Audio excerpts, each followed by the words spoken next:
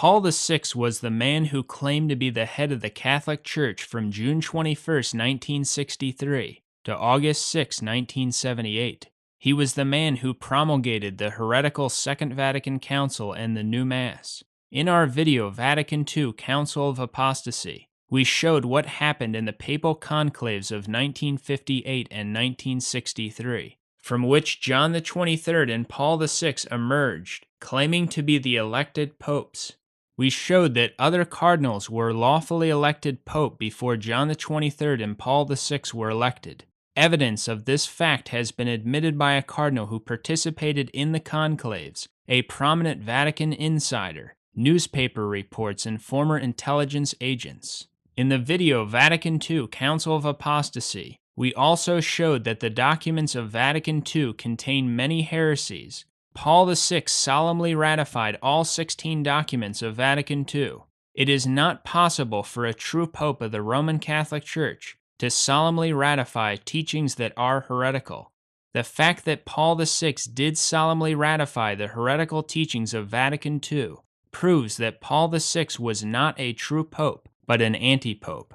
The Catholic Church has had about 40 anti-popes in church history. An anti-pope is an uncanonically elected, quote, pope, that is a person claiming to be pope who has not been legally elected.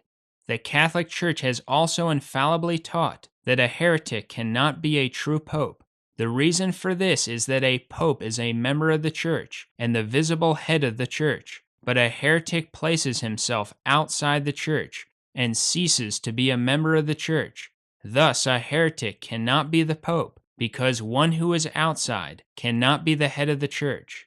This is why Pope Innocent III, Pope Paul IV, St. Francis de Sales, St. Alphonsus, and St. Robert Bellarmine all teach that a heretic cannot be a pope, and that if a true pope were to become a manifest heretic, he would cease to be the pope.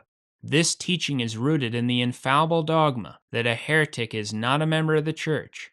Remember this fact. Paul VI was the person who gave the world the new Mass, the other new sacraments, and the heretical teachings of Vatican II. If you go to the new Mass, or embrace the teachings of Vatican II, the confidence that you have that these things are legitimate is directly connected to the confidence that you have that Paul VI was a true Catholic Pope. This video will expose the amazing heresies of Paul VI. This video will show from his official speeches and writings that he was a complete apostate who was not even remotely Catholic. All of the official speeches and writings of the men who claim to be Pope are contained in the Vatican's weekly newspaper, L'Osservatore Romano. The Vatican has reprinted issues of their newspaper from April 4, 1968 to the present.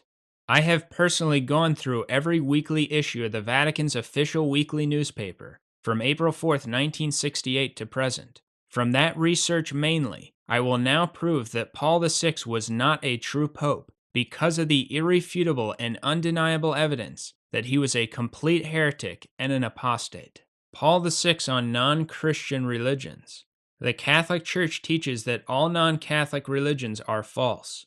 There is only one true church, outside of which no one can be saved. This is Catholic dogma. Pope St. Gregory the Great. The Holy Universal Church teaches that it is not possible to worship God truly except in her, and asserts that all who are outside of her will not be saved. All of the other religions belong to the devil. This is the teaching of Jesus Christ, the Catholic Church, in sacred scripture. See 1 Corinthians 10 verse 20 and Psalm 95 verse 5. Anyone who shows esteem for non-Christian religions or regards them as good or deserving of respect denies Jesus Christ and is an apostate.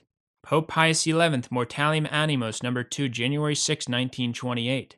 That false opinion which considers all religions to be more or less good and praiseworthy. Not only are those who hold this opinion in error and deceived, but also in distorting the idea of true religion, they reject it. Here's what Paul VI thought about non-Christian religions of the devil. Paul VI addressed September 22, 1973. Noble non-Christian religions. This is apostasy, a total rejection of Jesus Christ. Paul VI General Audience, January 12, 1972. A disconcerting picture opens up before our eyes, that of religions, the religions invented by man, attempts that are sometimes extremely daring and noble. Here, Paul VI says that religions invented by man are sometimes extremely noble. This is apostasy, a total rejection of Jesus Christ and the Catholic faith. Paul VI message, December 6, 1977. Non-Christian religions, which the Church respects and esteems. He is saying that he esteems false religions. In his address, August 22, 1969, Paul VI praised the Hindu Gandhi and stated that he was, quote, ever conscious of God's presence. Hindus are pagans and idolaters who worship many different false gods. For Paul VI to praise the notorious Hindu Gandhi as ever conscious of God's presence shows again that Paul VI was a complete apostate. Paul VI also officially praised the false religion of Hinduism in the official Vatican II document on non-Christian religions. Paul VI's Apostolic Exhortation, December 8, 1975. The Church respects and esteems these non-Christian religions. Notice again, Paul VI esteems false religions. This is purely satanic. Paul VI's address, August 24, 1974. Religious and cultural differences in India, as you have said, are honored and respected. We are pleased to see that this mutual honor and esteem is practiced. Paul VI says that religious differences are honored in India, and that he is pleased to see this. This means that he honors the worship of false gods. Paul VI addressed a Synod of Bishops, September 2, 1974. Likewise, we cannot omit a reference to the non-Christian religions. These, in fact, must no longer be regarded as rivals or obstacles to evangelization. Here, Paul VI boldly reveals that he is preaching a new gospel. Non-Christian religions, he tells us, are no longer our obstacle to evangelization. This is an antichrist religion of apostasy. Pope Gregory XVI, Morarivos number 13, August 15, 1832. They should consider the testimony of Christ himself, that those who are not with Christ are against him, and that they disperse unhappily who do not gather with him. Therefore, without a doubt, they will perish forever, unless they hold the Catholic faith whole and inviolate. Paul VI addressed to Dalai Lama, September 30, 1973. We are happy to welcome your holiness today. You come to us from Asia, the cradle of ancient religions and human traditions which are rightly held in deep veneration. Paul VI tells us that it is right to hold these false religions which worship false gods in deep veneration. Thus, Paul VI worshiped the false gods of these religions, and he was encouraging others to worship them as well by respecting such idolatry. Paul VI's address, August 1969. Uganda includes differing faiths which respect and esteem one another. This again is total apostasy. Paul VI's message to pagan Shinto priests, March 3, 1976. We know the fame of your temple and the wisdom that is represented so vividly by the images contained therein. This may be the most evil, revealing, and heretical statement that the apostate Paul VI ever uttered. He is praising the wisdom contained in the images in the pagan Shinto temple. In other words, he is praising the idols of the Shintoists themselves. Paul VI on Buddhism. Buddhism is a false pagan religion of the East, which believes in reincarnation and karma. Buddhists hold that life is not worth living, and that every form of conscious existence is an evil. Buddhists worship various false gods. Buddhism is a disgusting, idolatrous, and false religion of the devil. Here is what Paul VI thought about Buddhism. Paul VI's General Audience to Japanese Buddhists, September 5, 1973. It is a great pleasure for us to welcome the members of the Japanese Buddhist Europe Tour, honored followers of the Soto-shu sect of Buddhism. At the Second Vatican Council, the Catholic Church exhorted her sons and daughters to study and evaluate the religious traditions of mankind, and to learn by sincere and patient dialogue what treasures a bountiful God has distributed among the nations of the earth. Buddhism is one of the riches of Asia. According to Paul VI, the false pagan and idolatrous religion of Buddhism is one of the riches of Asia. Paul VI's speech to Buddhist spiritual leaders, January 17, 1975. The Second Vatican Council has expressed sincere admiration for Buddhism in its various forms. We wish your holiness and all your faithful an abundance of prosperity and peace. Notice his idolatry and total apostasy in admiring the false religion of Buddhism. Paul VI addressed June 5, 1972, Speech to Buddhists.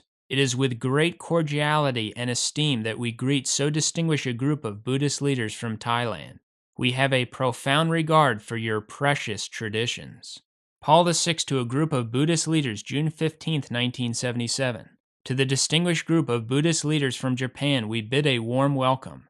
The Second Vatican Council declared that the Catholic Church looks with sincere respect on your way of life. On this occasion, we are happy to recall the words of St. John. The world, with all it craves for, is coming to an end, but anyone who does the will of God remains forever. He first says that the Catholic Church looks with respect upon the Buddhist way of life. This is apostasy. Then he says that on this occasion we must recall the words of St. John. Anyone who does the will of God remains forever. This clearly means that Buddhists will live forever. That is, be saved. This is total apostasy. Paul VI addressed a Buddhist patriarch of Laos, June 8, 1973. Buddhism, the Catholic Church considers its spiritual riches with esteem and respects and wishes to collaborate with you as religious men to bring about real peace and the salvation of man.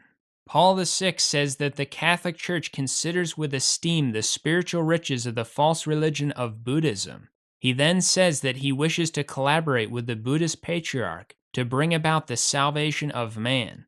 This is apostasy. Paul VI on Islam.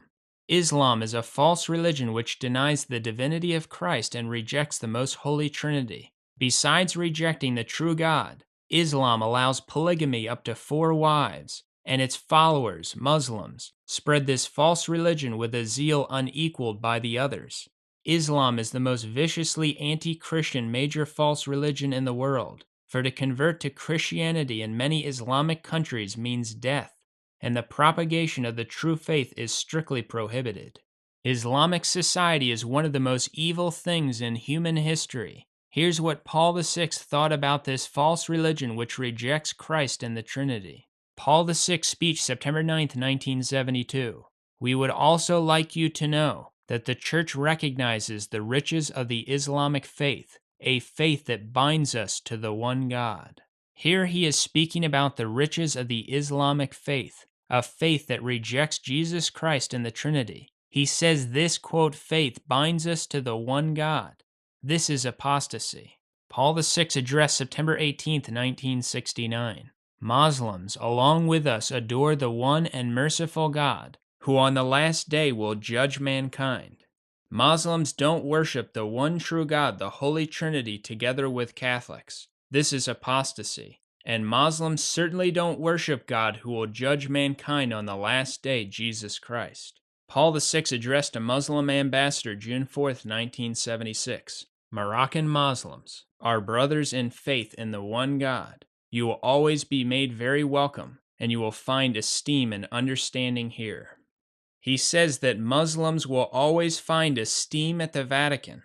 This means that Paul VI esteems the false religion of Islam. Paul VI addressed December 2, 1977, the Muslims who profess to hold the faith of Abraham, and together with us they adore the one merciful God, mankind's judge on the last day, as the Second Vatican Council solemnly declared. Paul VI addressed August 1969, our lively desire to greet in your persons the great Muslim community spread throughout Africa. You thus enable us to manifest here our high respect for the faith you profess. In recalling the Catholic and Anglican martyrs, we gladly recall also those confessors of the Muslim faith who were the first to suffer death. He mentions his high respect for the false faith of Islam, and he commemorates Muslims who witnessed to this false religion through death. This is total apostasy. Paul VI Angelus Address, August 3, 1969. 22 martyrs were recognized, but there were many more, and not only Catholics. There were also Anglicans and some Mohammedans. This is the most heretical statement we've ever seen regarding the heresy that there are non-Catholic martyrs. For he says that Muslims, who don't even believe in Christ or the Trinity, are martyrs, in addition to Anglicans. Amazing. Pope Eugene IV, Council of Florence, 1441, ex cathedra. Nobody can be saved, no matter how much he has given away in alms, and even if he has shed blood in the name of Christ, unless he has persevered in the bosom and unity of the Catholic Church. Pope Eugene IV, Council of Florence, Dogmatic Athanasian Creed, 1439. Whoever wishes to be saved needs above all to hold the Catholic faith. Unless each one preserves this whole and inviolate, he will without a doubt perish in eternity. Paul VI on the quote Orthodox. The Eastern Orthodox are schismatics who reject papal infallibility and the last 13 general councils of the Catholic Church. They reject that the Holy Ghost proceeds from the second person of the Trinity. They permit divorce and remarriage, and many of them reject the Immaculate Conception. Here's what Paul VI thought of these schismatics. Paul VI speech April 19, 1970, speaking of the deceased schismatic patriarch of Moscow.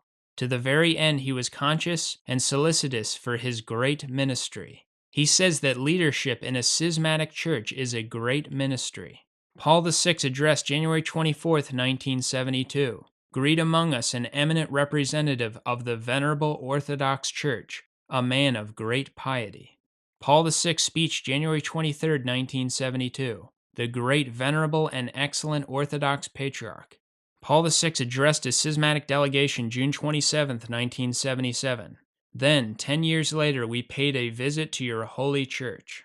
Paul VI General Audience January 20, 1971. The Venerable Eastern Orthodox Churches. He says that the schismatic churches are venerable. Paul VI speaking of the death of the schismatic patriarch, Athenagoras, July 9, 1972. We recommend this great man to you, a man of a venerated church. Paul VI address May 25, 1968. The Venerable Orthodox Church of Bulgaria. Paul VI Common Declaration with Patriarch of Syrian Schismatic Sect, October 27, 1971. This should be done with love, with openness to the promptings of the Holy Spirit, and with mutual respect for each other and each other's church. So Paul VI respects the rejection of the papacy and papal infallibility. Paul VI's telegram upon election of new schismatic patriarch of Constantinople, July 1972. At the moment when you assume a heavy charge in the service of the Church of Christ. This means that the schismatic church is the Church of Christ. Paul VI address December 14, 1976. Very dear brothers sent by the Venerable Church of Constantinople, we carried out the solemn and sacred ecclesial act of lifting the ancient anathemas, an act with which we wish to remove the memory of these events forever from the memory and the heart of the Church.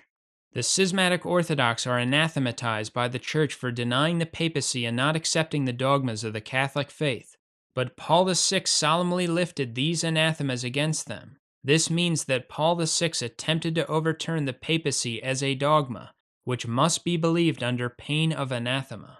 Paul VI letter to schismatic, November 1976. The First Pan-Orthodox Conference, in preparation for the Great Holy Council of the Orthodox Churches, is beginning its work for the best service of the Venerable Orthodox Church. He calls the Schismatic Council holy and the Schismatic Church venerable. Paul VI was a schismatic. Paul VI joint declaration with the schismatic quote Pope Shenouda III, May 10, 1973. Paul VI, Bishop of Rome and Pope of the Catholic Church, and Shenouda III, Pope of Alexandria and Patriarch of the See of St. Mark. In the name of this charity, we reject all forms of proselytism. Let it cease where it may exist. This is all one really needs to see to know that Paul VI was a schismatic and not a Catholic. He makes a joint declaration with a schismatic quote Pope. He acknowledges this schismatic as the holder of the See of St. Mark, which is a blasphemy against the papacy and the Church, since this schismatic holds no authority whatsoever, and he rejects all forms of proselytism, that is, trying to convert these schismatics, and he says let it cease where it may exist. He could not be more of a formal heretic and a schismatic. Pope Leo XIII, Satis Cognitum, number 13, June 29, 1896. You are not to be looked upon as holding the true Catholic faith if you do not teach that the faith of Rome is to be held. Pope Benedict XIV, July 26, 1755. First, the missionary who is attempting with God's help to bring back Greek and Eastern schismatics to unity should devote all his effort to the single objective of delivering them from doctrines at variance with the Catholic faith. Pope Benedict XIV, for the only work entrusted to the missionary is that of recalling the Oriental to the Catholic faith. Paul VI on other Protestant sects.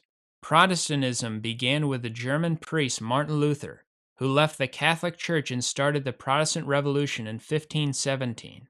Luther denied free will, the papacy, praying to the saints, purgatory, tradition, transubstantiation, and the holy sacrifice of the Mass. Luther replaced the Mass with a memorial service commemorating the Last Supper. Most Protestants hold the same beliefs as Luther, but all of them reject numerous Catholic dogmas.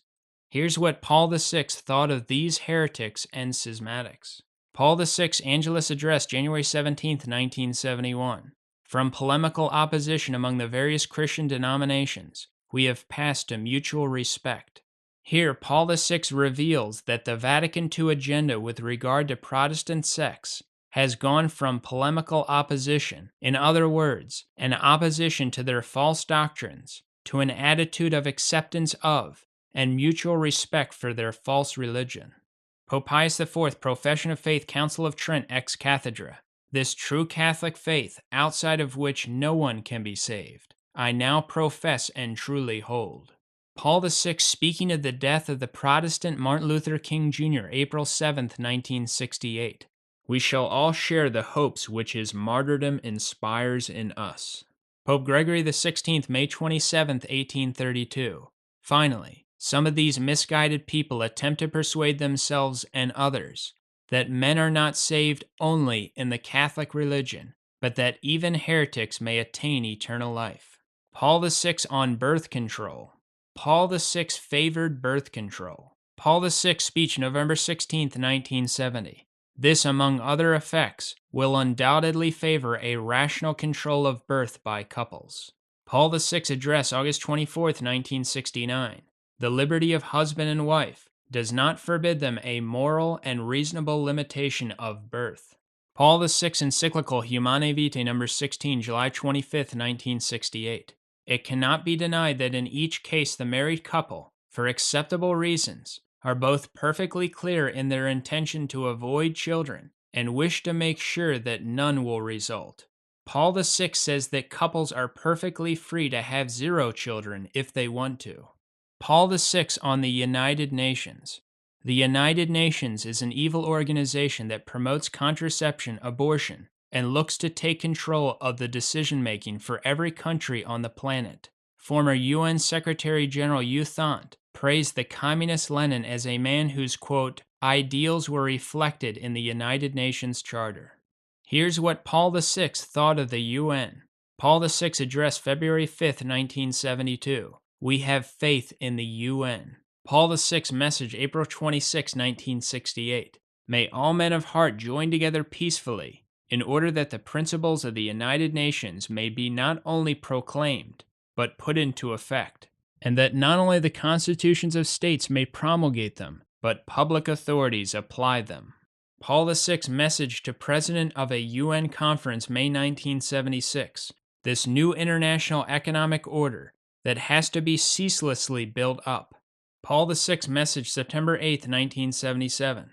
Stress is legitimately laid nowadays on the necessity of constructing a new world order. Paul VI message to United Nations, May 24, 1978. We are aware that the path which must lead to the coming of a new international order cannot in any case be as short as we would like it to be. Disarmament, a new world order, and development are 3 obligations that are inseparably bound together. Paul VI and the worship of man. Paul VI address, February 7, 1971. All honor then to man. Paul VI address, August 1, 1969. Do not let yourselves become discouraged by the obstacles and difficulties that constantly arise. Do not lose faith in man. Paul VI message, March 25, 1971. Man to whom all things on earth should be related as their center and crown. Paul VI speech, November 18, 1971. On our visit to Bombay, we emphasize, man must meet man. Paul VI audience, January 10, 1972. For the demands of justice, gentlemen, can only be gathered in the light of truth, that truth which is man. This means that man is the truth. Paul VI address, April 11, 1973. Always anxious to safeguard, above everything else, the primacy of man. In his Angelus address, January 27, 1974, Paul VI spoke positively of, quote, the cult of man for man's sake. Paul VI address, February 15, 1974. As your excellency has rightly recalled, that the final aim is man. Paul VI address, December 29, 1968. The Christian mystery which rests on man. Paul VI audience, April 28, 1969. In the final analysis, there are no true riches but man. Paul VI Angelus address, July 20, 1969. We would do well to meditate on man. Paul VI address, October 16, 1976. If the gospel is for man, we Christians are completely for the gospel. Notice that he only says that we are for the gospel if the gospel is for man. Paul VI address, December 4th, 1976. Above all ideological conditionings, the greatness and dignity of the human person must emerge as the only value to promote and defend. Paul VI Christmas message, December 25th, 1976. Let us honor fallen and sinful humanity. Paul VI speech, June 10th, 1969. For in the final analysis, there is no true riches but the riches of man. Other changes made by Paul VI. On November 13, 1964, Paul VI gave away the Triple Crown papal tiara. Paul VI had the tiara auctioned at the New York World's Fair. The papal tiara is a sign of a true pope's authority, the three crowns representing the dogmatic, liturgical, and disciplinary authority of a pope. By giving it away, Paul VI was symbolically giving away the authority of the papacy, although he had none to give away since he was actually an anti-pope. But it was a symbolic act of how he was a satanic infiltrator, whose whole mission was to attempt to destroy the Catholic Church. Paul VI was also seen many times wearing the breastplate of the ephod, also known as the rationale of judgment of a Jewish high priest. Notice the 12 stones which represent the 12 tribes of Israel. Not only is this the breastplate of a Jewish high priest, but according to the Encyclopedia of Freemasonry by Mackey, the ephod is also, quote, worn in the Masonic American chapters of the Royal Arch by the high priest as an official part of his official ornaments. The ephod was the vestment that was worn by Caiaphas, who ordered our Lord Jesus Christ to be put to death by crucifixion. Anti-Pope Paul VI wore the breastplate of the ephod, also known as the rationale of judgment of the high priest, numerous times. God allows things such as this to come out to show the people that this man was an infiltrator and an enemy of the Catholic Church. Anti-Pope Paul VI was the man who authoritatively implemented the false Second Vatican Council, changed the Catholic Mass into a Protestant service, and changed the rite of every single sacrament. He changed the matter or form of the Eucharist, extreme unction, holy orders, and confirmation. Anti-Pope Paul VI wanted to put Christ to death in the Mass by removing it and replacing it with a counterfeit, and wanted to kill his Catholic Church by attempting to change the Church completely. Within 2 years of the close of Vatican II, Paul VI removed the Index of Forbidden Books, a decision one commentator rightly called incomprehensible. Paul VI then abolished the oath against modernism, at a time when modernism was flourishing as never before.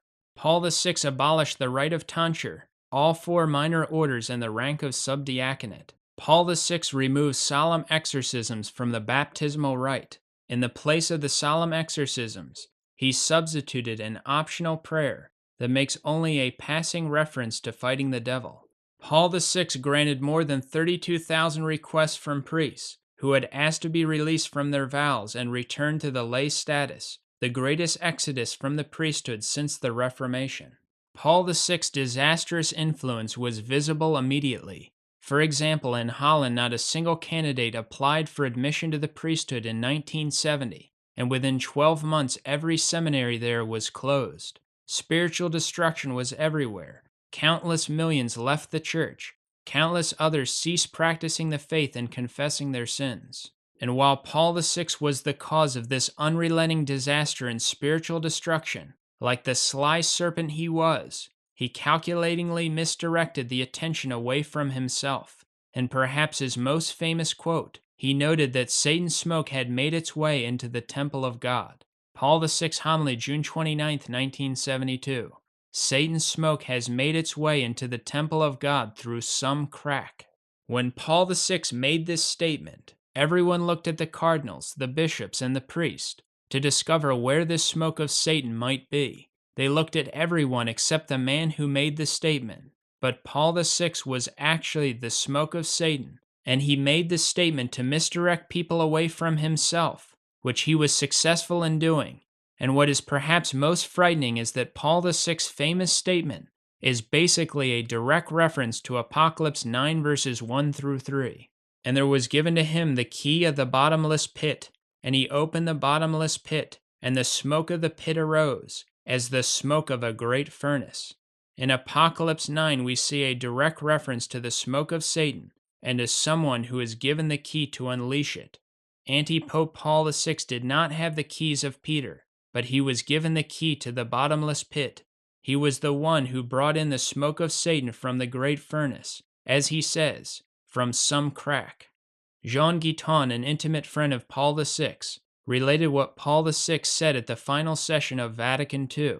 It was the final session of the council, Guiton wrote, the most essential, in which Paul VI was to bestow on all humanity the teachings of the council.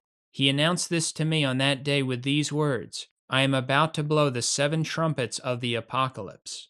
Paul VI's speech to Lombard Seminary, December 7, 1968. The Church finds herself in an hour of disquiet, of self-criticism, one might say even of self-destruction. The Church is wounding herself. Here, Anti-Pope Paul VI again mocks the people. He says the Church is in, quote, self-destruction, and is, quote, wounding herself. He is referring to himself again, for he was the one trying to destroy her and wound her at every turn. Paul VI's belief in magic. The Oxford Illustrated Dictionary defines magic as, quote, pretended art of influencing events by occult control of nature or of spirits, witchcraft. Catholics are forbidden to practice magic, but Paul VI promoted magic. Paul VI homily, November 12, 1972.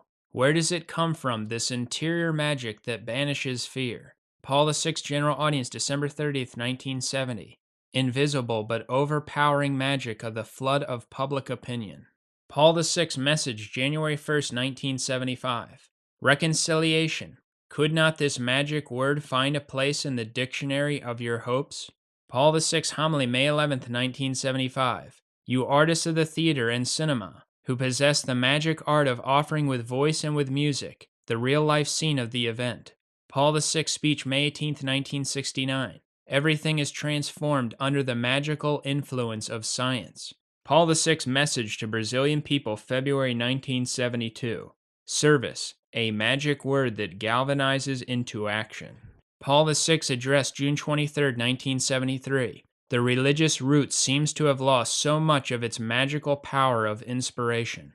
Why does Paul VI speak so much about magic? It is precisely because he knows that it was black magic that allowed him, a satanic infiltrator, to fool the world into thinking that he was a pope, so that he could then try to destroy the Mass and almost the entire Catholic Church. He knows that it was black magic that allowed him to get away with changing the rite to every sacrament and foisting his new Vatican II religion upon the world. Paul VI also had the strangest way of curling his P's in his signature, so that when you turn them upside down, you get 3 clear 6s.